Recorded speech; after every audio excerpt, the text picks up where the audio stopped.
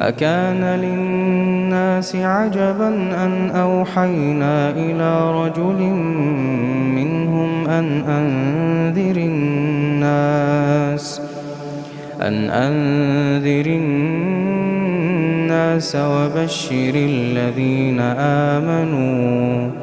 وبشر الذين آمنوا أن لهم قدم صدق عند ربهم.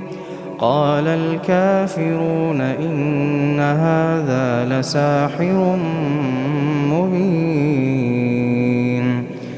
إن ربكم الله الذي خلق السماوات والأرض